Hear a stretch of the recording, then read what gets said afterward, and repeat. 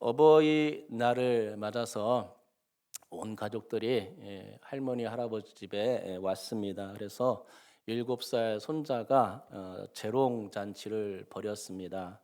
손자는 신나는 음악과 함께 이 춤을 추었는데요. 막춤을 추었고 또 태권도 시범까지 보였습니다. 이렇게 온 가족이 모여서 웃고 박수 치는 일이 얼마만인가.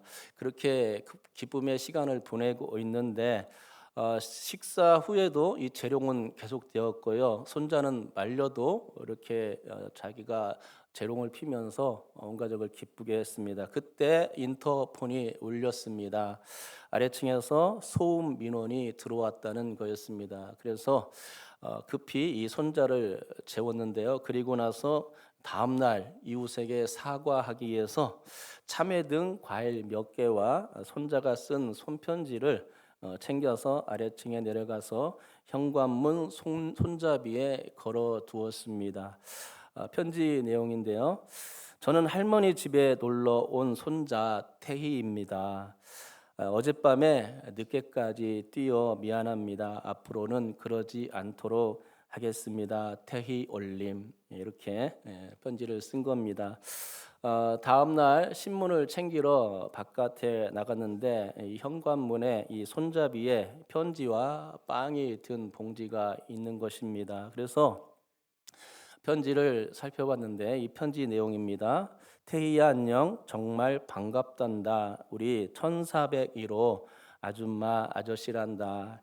과일 선물 너무 고맙게 잘 받았단다. 할머니 집에는 주말에 또 오는 거니? 태희가 오는 날이면 밤 12시까지 뛰어도 이제 소리가 잘 들리지 않을 것 같구나. 왜냐하면 내가 가져온 참외를 아저씨가 좋아했거든. 그래도 12시 이후에는 자야 한다. 그래야 키가 크거든. 마음 예쁜 태희 덕분에 우리도 한결 마음이 따뜻해졌구나. 태희야 고마워. 예. 고맙다는 인사가 느껴집니까? 예. 여러분 조금이나마 마음이 따뜻해졌습니까? 예, 항상 뜨거운 마음으로 살 수 있기 바랍니다. 옆 사람에게 인사하겠습니다. 뜨겁게 사세요. 예. 정말 그럴 수 있기 바랍니다. 따뜻한 마음으로 살아야 되겠죠.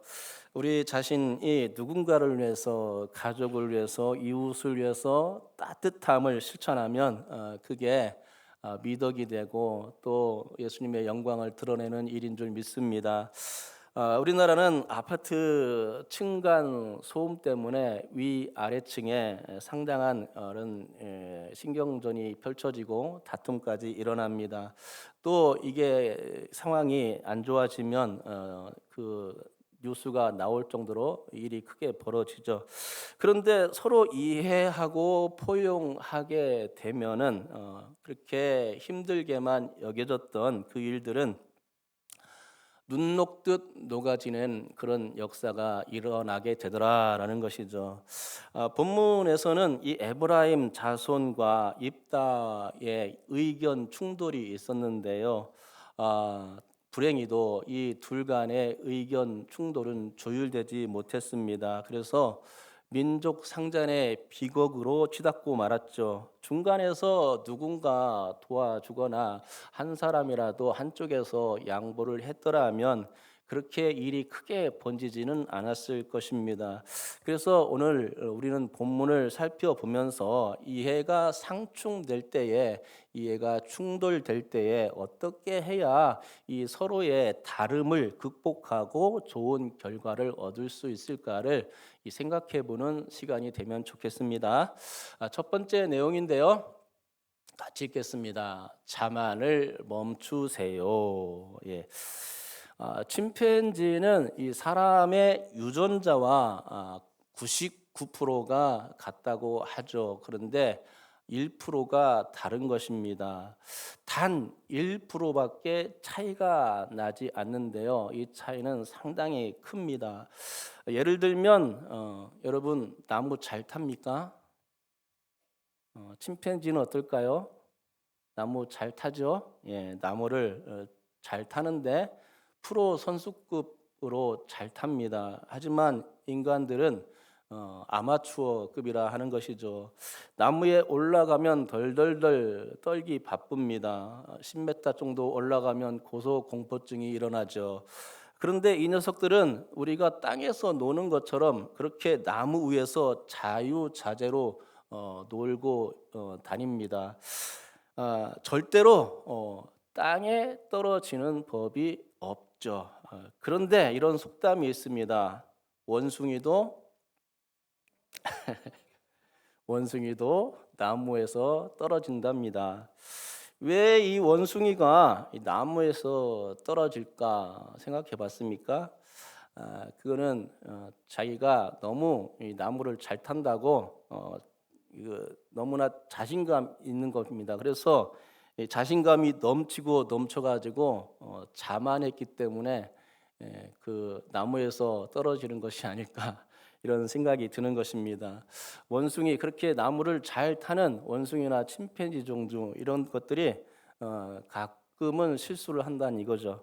오늘 본문의 1절에 보면요, 원숭이가 나무에서 떨어지는 장면이 목격됩니다. 그렇다고 여기 본문에 원숭이가 등장하는 건 아닙니다. 1절 말씀인데요, 같이 한번 읽어보겠습니다. 에브라임 사람들이 모여 북쪽으로 가서 입다에게 이르되 내가 암몬 자손과 싸우러 건너갈 때에 어찌하여 우리를 불러 너와 함께 가게 하지 아니하였느냐. 우리가 반드시 너와 내 집을 불사르리라 하니. 자, 이 문장 1절을 읽었는데요. 여기 1절에 어디가 문제입니까? 문제의 원인은 막말을 하는 에브라임 자손들에게 있다 하는 것이죠. 그들은 입다에게 생트집을 잡고 있는 것입니다. 입다가 길르앗 사람들과 함께 암몬과의 전투에 나가가지고 싸웠는데 왜 너희는 나를 부르지 않았느냐, 우리 에브라임 지파를 부르지 않았느냐 이렇게 따지는 것입니다. 그런데 이게 사실일까요? 사실이 아니다 하는 것입니다. 우리가 2절 3절에 보면은 알 수 있는데 입다는 분명히 암몬과의 전투에서 너희 에브라임을 내가 불렀어. 그런데 불렀는데도 너희가 오지 않았잖아. 이렇게 분명하고도 확실하게 말하고 있는 것이고 정말 그랬다 하는 것입니다. 그러니까 1절에서 에브라임이 이 말하는 것은 너희가 우리를 부르지 않아서 싸움에 함께하지 못했다. 이거는 완전히 생트집이 되는 것이죠. 하지만 이 생트집보다 더 큰 문제는 무엇이냐? 1절 끝부분에 나오는데요. 우리가 반드시 너와 내 집을 어떻게 해요? 불사르겠다라는 것입니다. 이 말은 원숭이가 나무에서 떨어지는 장면입니다. 입다가 듣기에 이건 굉장히 기분 나쁜 말이죠. 길르앗 주민들이 듣기에도 이거는 상당히 기분이 안 좋은 기분 나쁜 말인 것입니다. 불사른다 이 말은요, 교만한 태도가 담겨 있는 것이고 타락상을 보여주는 이야기입니다. 아니 어떻게 불사른다는 말이 이렇게 그들의 입에서 쉽게 나올 수 있는가? 하나님의 백성 그리고 그 백성들 중에서도 에브라임 지파는 아주 그 이스라엘 지파 중에서 두각을 나타내는 그 지도자 측에 속하는 그런 지파 아닙니까? 그런데 그런 이스라엘 그 지파 에브라임 지파들이 이렇게 얘기하는 것이죠. 불사르겠다 이렇게 얘기하는 것입니다. 이건 뭡니까? 입다와 길르앗 자손들을 아주 우습게 보고 얕잡아 보는 그런 행동이다라는 것입니다. 에브라임 지파는요, 스스로의 이 명예욕 그리고 우월감에 사로잡혀서 불사르겠다. 불사르겠다는 건 뭡니까? 우리가 심판권이 있어. 너희를 심판할 거야. 이런 얘기인 겁니다. 그러니까 이게 얼마나 섬뜩한 얘기입니까? 듣는 입장에서는 네가 뭔데? 라면서 따지고 반항조의 말이 툭 터져 나올 상황이 되는 것이죠. 여러분 격투기 좋아하십니까? 저는 격투기를 좋아하는데 우리 아내가 그걸 내가 보고 있으면은 왜 그런 걸 보냐고 막 이렇게 얘기하는데 재밌습니다. 격투기 할 때 어떻게 합니까? 그 개차량 측정을 하지 않습니까? 그러면서 두 선수가 싸우기 전에 링 밖에서 이렇게 대면하게 되는데 약간의 실랑이가 있을 때가 있습니다.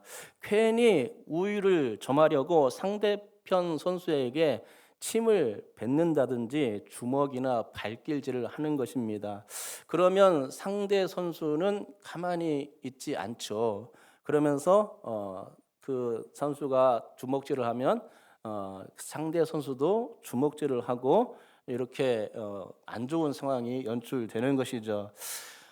이렇게 되는데 가만히 보면 그렇게 우월감과 자만심에 빠져 이겨보겠다고 먼저 헛수를 던지는 사람치고 본 경기에서 이기는 선수는 별로 못 봤다라는 것입니다. 그걸 보면 왜 인간이 저렇게 못됐어? 라는 생각이 드는 것입니다. 결국 자신을 우월하게 포장하는 그 행동이 결국은 무엇이냐? 제 살을 깎아먹는 행동이 되더라라는 것이죠. 그런데 이 에브라임의 거친 말투가 어떻게 됐느냐? 실제의 싸움으로 번지게 되었다라는 것입니다. 에브라임이 밉다와 길앗 자손의 이 충돌에서 완전히 참패를 당하게 되었는데요. 여러분 양치기 소년 이야기 아시죠? 양치기 소년 늑대가 나타났다 이렇게 소리치면서 마을 주민을 속이고 이렇게 장난삼아 재미있어 가지고 계속했는데 두세 번까지는 그게 통했습니다. 그런데 또 거짓말을 하니까 진짜 왔는데도 불구하고 어떻게 됐죠? 주민들이 올라오지 않는 겁니다. 야, 내가 지금까지 속았는데 또 속을 줄 아냐 하면서 이 주민들이 오지 않았다. 그래가지고 그 늑대들이 어떻게 합니까? 다 양들을 잡아먹고 난리가 난 것입니다. 여러분 근데 에브라임이 그랬습니다. 그들은 쓸데없는 자만심을 버리지 못한 게 이번만이 아니다라는 것이죠. 에브라임은 과거 기드온에게도 똑같은 이런 얘기를 했던 것입니다. 왜 우리를 전쟁에 부르지 않았어? 라고 그때도 생트집을 잡았는데요. 그게 사사기 8장 1절에서부터 3절 말씀에 나오니까 한번 찾아보시고요. 그런데 그때는 기드온이 머리를 숙였습니다. 그래서 겸손이 낮아져서 싸움이 일어나지 않았습니다. 하지만 어떻게 되었습니까? 이번에는 달랐다는 것입니다. 입다는 성격이 우락부락하거든요. 베드로와 같이 급한 성격인지 모르겠습니다. 그래서 이걸 듣자마자 막 화가 막 이렇게 일어나는 겁니다. 그래가지고 참지 못하고 결국은 싸울 수밖에 없게 되었다라는 것이죠. 여러분 에브라임은요 가만히 보니까 제 버릇 남 못 주는 이런 속담과 같다는 것을 생각하게 됩니다. 못된 습성을 고치지 못하고 계속해서 상대를 자극하고 자기에게 유리한 고지로 가져가려는 그런 얌체족이었죠. 여러분 사람이 겸손할 줄 모르고 덤벼들면 낭패를 보게 됩니다. 어떤 사람이 고속도로에서 위험하게 끼어들고 이 손가락으로 욕까지 퍼부었습니다. 그러면은 자기가 우위에 있을 것이다 이렇게 생각했지만 나중에 어떻게 되었을까요? 그 사람의 잘못이 드러나자 몇 천만 원의 정도의 벌금형이 주어졌다라는 것이죠. 낭패였다는 것입니다. 그러니 여러분 자만은 우리에게 큰 화를 불러올 수 있다라는 것을 명심해야 하는 줄 믿습니다. 서로 다름을 조율할 줄 아는 이런 그 마음이 우리에게 필요한 것입니다. 그런데 조율하려는 그런 마음이 없고 교만과 자만으로 상대를 그냥 얕잡아 보는 것입니다. 낮추어 보고 또 깔보는 것입니다. 그렇게 되면 어떻게 되겠습니까? 싸움이 일어나겠죠. 싸울 수밖에 없는 것입니다. 자꾸 자극을 하는데 저같이 겸손한 사람은 안 싸웁니다. 그런데 상대를 자극하는데 100 중에 한 99는 싸울 것입니다.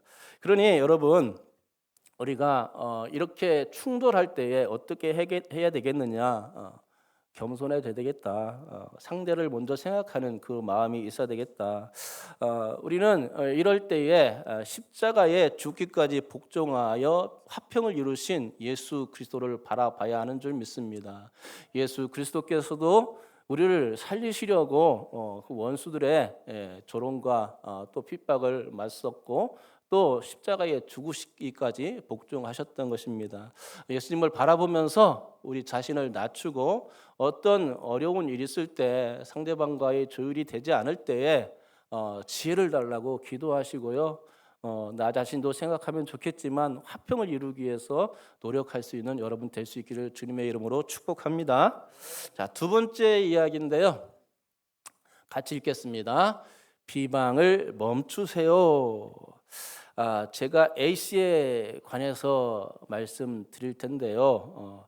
A씨의 이 비방이 적합했는지 여러분들이 한번 판단해 보시기 바랍니다.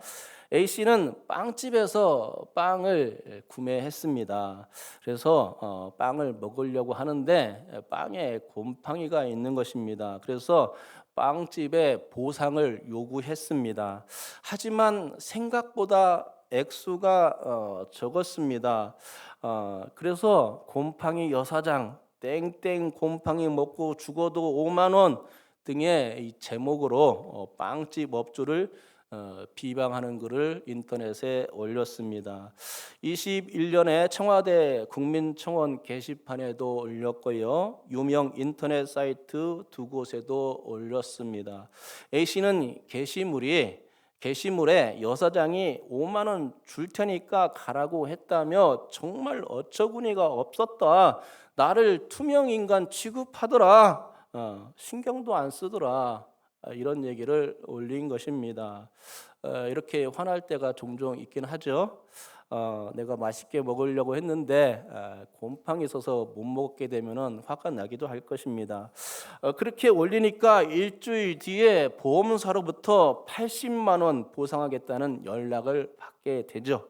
그때 응급실 치료비가 10만 원 나왔는데 죽을 것 같이 고통스러웠던 일주일이 80만 원에서 10만 원 빼면 70만 원이니까 70만 원의 보상이 되겠느냐 하면서 소비자가 무슨 괴돼지냐 이렇게 불만을 토로했던 것이죠.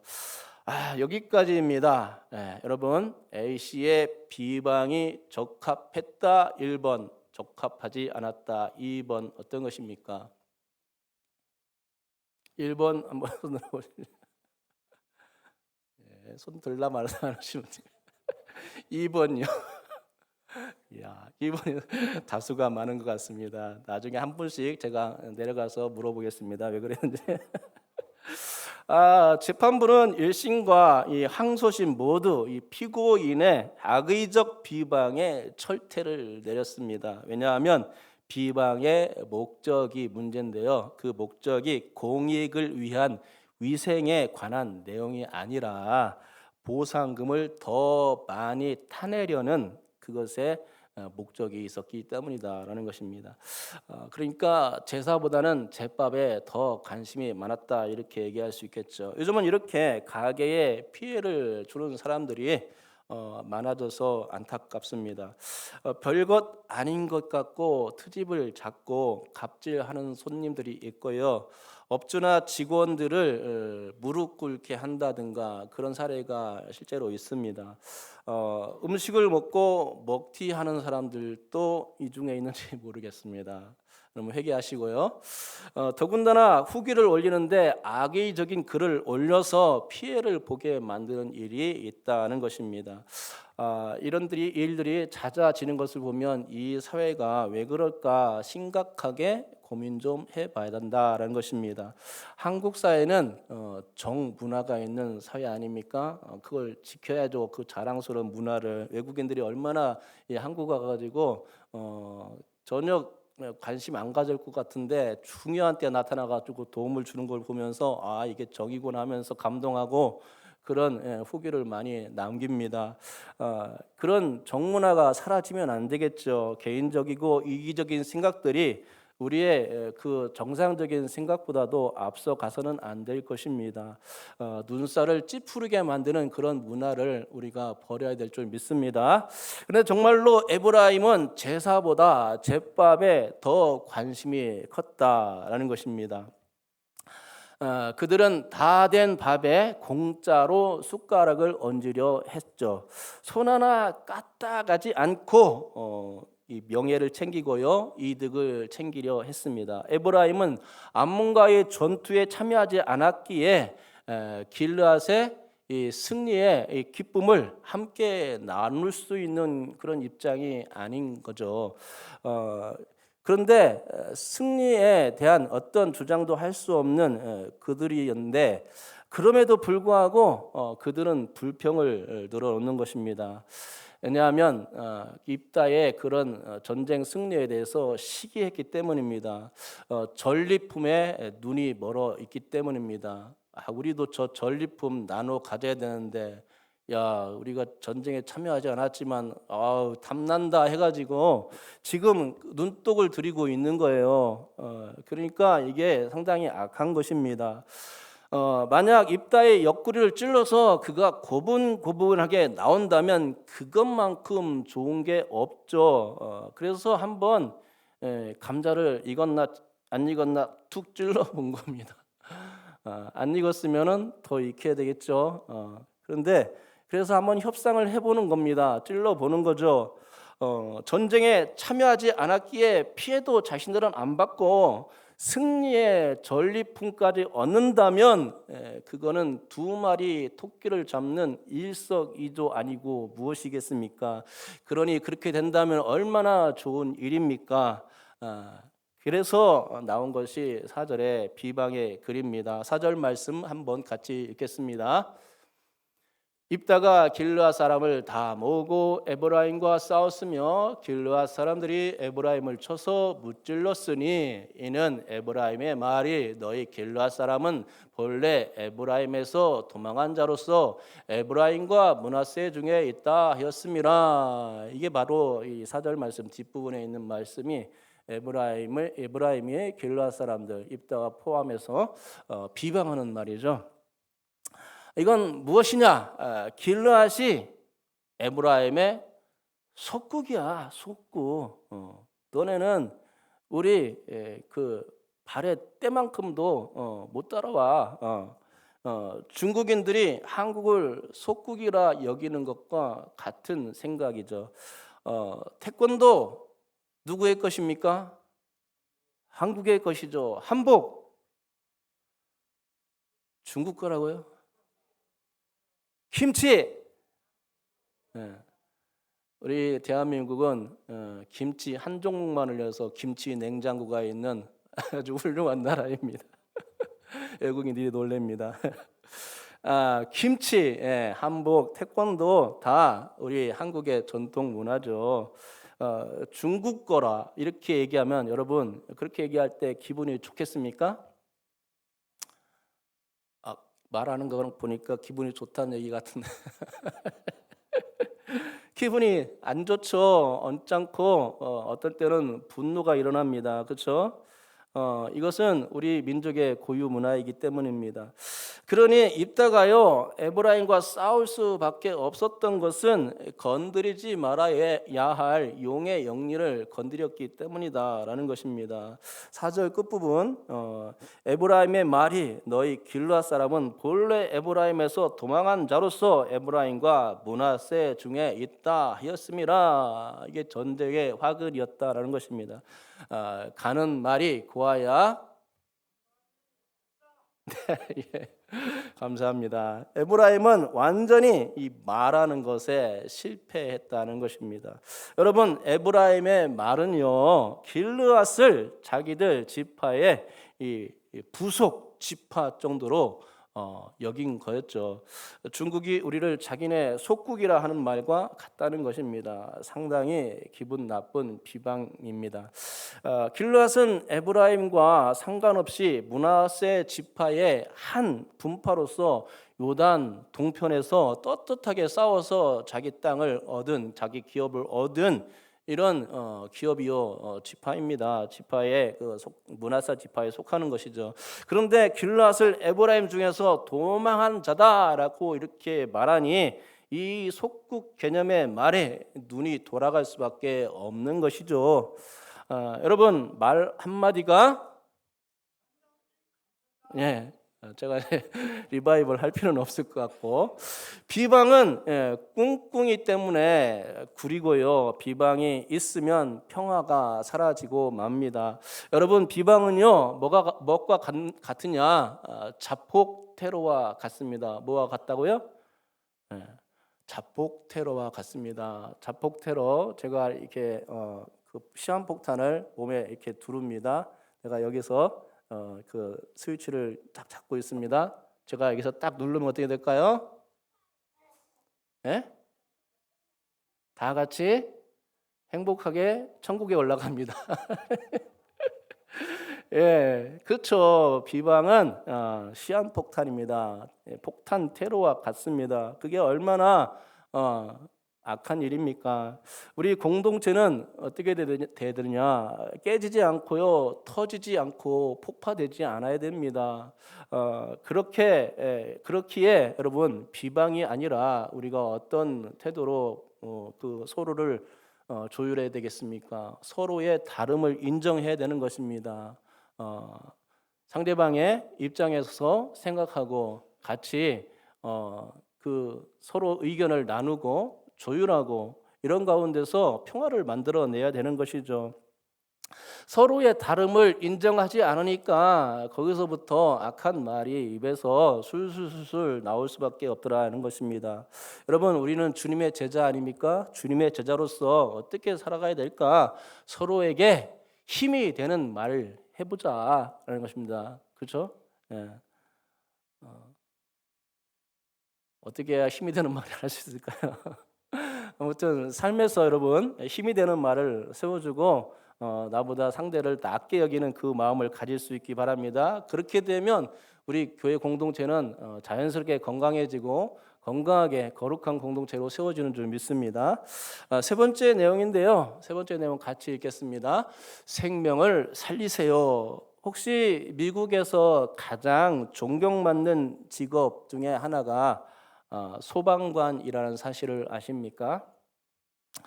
우리나라 사람들은 이 소방관 직업하면 어떻습니까? 조금 위험스러우니까 기피하는 직업입니다. 그런데 미국은 다릅니다. 미국의 어린이들은 정기적으로 조사하는 장래 희망 조사가 있는데 이 조사에서 단연 부동의 1위가 무엇이냐? 소방관이라고 합니다.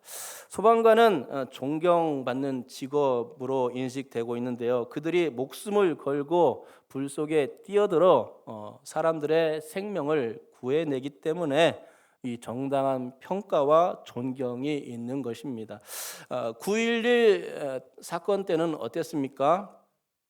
언제 무너질지 모르는 이 잔해더미 속에서 수백 명의 이 소방관들이 생명을 살리려고 자신의 생명을 담보하면서 묵묵히 사명을 감당했다 하는 것입니다. 그 얘기를 들으면 가슴이 뭉클해지게 되는 것입니다. 이렇듯 소방관은 시민들의 생명을 살리는 위대한 일을 하기에 관심도가 높고 존경받는 직업이고요. 그러니만큼 경쟁률도 치열하다고 합니다. 이것이 하늘의 별따기라고 하는데요. 소방관이 되기 위해서는 최소 5년에서 6년간의 준비 기간을 거쳐야 되고 철저한 자질 평가와 과정을 거쳐야 하는데 시험 경쟁률이 얼마인 줄 아십니까? 천대 1입니다. 상당하죠? 1000명 중에 한 명밖에 안 된다는 것입니다. 그러고 보면 오늘 이야기는 그 생명을 살리는 소방관과 정반대되는 이야기, 생명을 죽이는 이야기다 하는 것입니다. 생명이 아닌 죽음의 이야기가 오늘 이야기인데요. 1절부터 7절까지 이야기는 한마디로 암울한 이야기다 하는 것입니다. 하나님이 기업으로 주신 이 땅에서 동족끼리 못하자는 것인지 답이 나오지 않는 이야기가 본문입니다. 이건 필시 한 입을 덮고 자는데 그렇게 자야 할 부부가 여기도 있는지 모르겠습니다. 네. 등 돌리고 자는지 모르겠습니다. 그렇게 되면 부부라고 할 수 없겠죠, 그렇죠? 그게 도저히 납득이 안 되는 일입니다. 그런데 그것처럼 하나라고 볼 수 없는 이 관계가 지금 이루어지고 있는 것입니다. 이스라엘 백성들은 어떻습니까? 하나님이 택해 주신 하나의 민족입니다. 세계 만민들 가운데 뛰어나게 하신 하나님께서 하나 되게 하신 족속인데 왜 이렇게 망가졌는지 암울한 미궁 속으로 빠져 들어가는 이 이스라엘의 처참한 모습을 보면서 독자의 가슴은 점이 옵니다. 여러분, 사사 시대가 아무리 자기 소견대로 하는 시대였다지만 사사기가 몇 장까지 있는 줄 아십니까? 성경이라도 펴서 좀 확인해 보야죠. 21장까지 있습니다. 그런데 지금 몇 장 나가고 있죠? 12장 나가고 있지 않습니까? 거의 절반이죠. 절반 좀 넘게 넘어가고 있는데요. 벌써 이렇게 금이 간 공동체의 모습을 보게 된다는 것입니다. 그들의 앞은 환하게 밝아야 할 하나님의 택한 백성, 따뜻한 공동체가 되어야 되는데 지금 먹구름이 끼어서 공동체가 세워질 기미가 안 보이니 얼마나 안타까운 것입니까? 여러분, 본문의 이야기를 들여다보면 피비린내가 진동합니다. 오늘 본문을 읽었는데 냄새 맡아봤습니까? 피비린내가 납니다.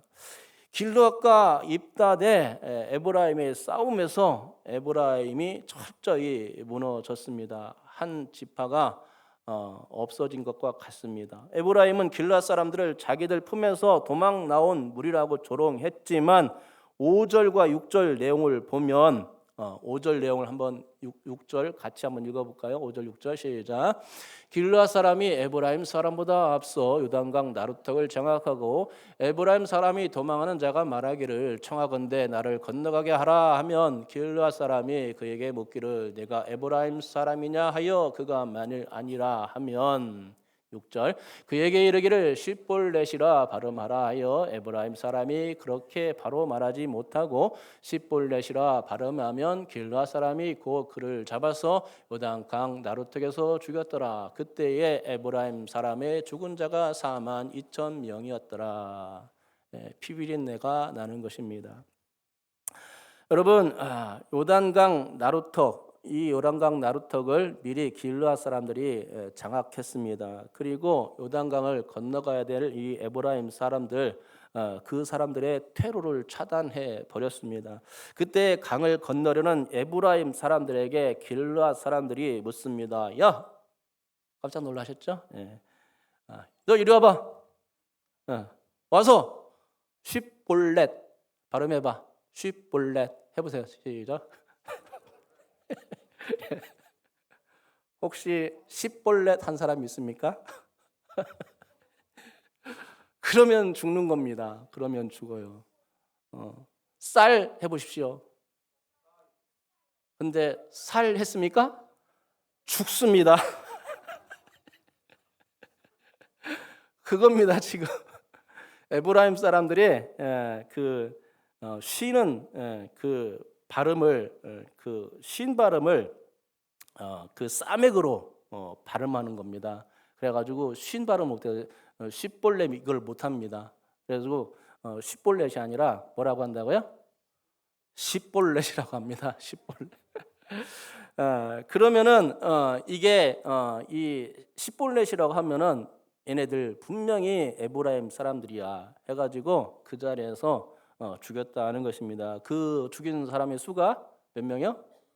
4만 2천 명이나 되었다는 것이죠. 우리 금산군은 몇 명이요? 5만. 5만입니다. 5만인데 조금 모자라요. 4만 2천 명. 엄청난 숫자인데요. 고대에는 이게 엄청난 숫자입니다. 에브라임 사람들 전부를 죽였다고 해도 과언이 아닐 정도로 진짜 많은 사람들이 이렇게 죽어 나간 겁니다. 정말로 그런 숫자가 죽었을까 의문이 들기도 하는데 그러니까 이거는 피비린내 나는 동족 상잔의 비극이 되었다라는 것을 알 수 있습니다. 여러분 혹시 6.25 전쟁이 다시 온다면 찬성하실 분 계신가요? 네, 없겠죠.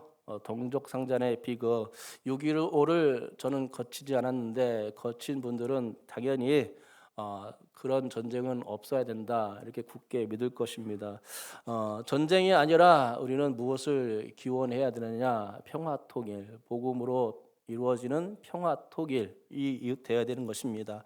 여러분 우리는요 본문의 이 비극을 통해서 붙들어야 하는 게 있습니다. 그건 칼이 아니다. 복음을 손에 들어야 한다 하는 것입니다. 칼은요 잘못 쓰면 어떻게 됩니까?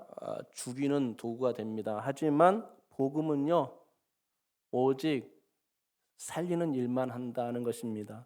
복음은 생명을 살리고 영혼을 살리는 일을 하는 것입니다. 그러니까 기독교인들이 관심을 가지는 일은 비방이 아니다 하는 것입니다. 자만이 아니다 하는 것입니다. 그거는 공동체를 깨버리는 것입니다. 공동체를 죽이는 것이고요. 세상 사람들과도 등을 치는 것이고 서로 싸우겠다는 그런 얘기입니다. 우리는 그 공동체 안에서 무엇을 손에 들어야 되느냐? 뭐라고요?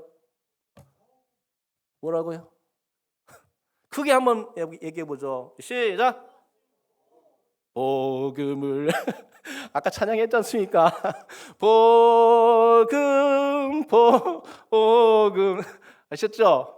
복음을 들어야 살려낼 수 있는 것입니다. 여러분 복음을 들고 칼을 들지 마시고 복음을 들고 살려내는 여러분 될 수 있기를 주님의 이름으로 축복합니다. 칼을 가지고 서로 죽이는 일을 이제는 멈춰야 된다. 그 칼이 꼭 철제 칼이 아니더라도 그 칼은 자만의 칼일 수도 있고 비방의 칼일 수도 있다는 것입니다. 그것은 화학과 화평을 낳지 못하고요 생명을 구해내지도 못한다. 공동체를 하나로 묶어내지도 못하고 완전히 다 깨부순다라는 것입니다. 그러니까 에브라임만 뭐라고 할 것이 아니라 입다조차도 칼을 사용한 것에 대해서 그건 바르지 못한 통치였어 이렇게 얘기를 해줘야 하는 것입니다. 나중에 천국만 가면은 꼭 얘기해 주시기 바랍니다. 입다의 사사사역이 그 명성에 비해서 고작 6년 통치에 그친 것은 그만한 이유가 있는 것입니다. 여러분 다름을 인정합시다. 다름은 틀린 게 아닙니다. 다름은 무엇하라는 것이냐? 조율하라는 것입니다. 조율할 수 있겠습니까? 조율하면 영혼을 살리는 쪽으로 생명을 살리는 쪽으로 구원해내는 쪽으로 우리의 손에 복음을 들고 조율해낼 수 있는 살려낼 수 있는 여러분 될 수 있기를 주님의 이름으로 축복합니다. 기도하겠습니다. 전능하신 하나님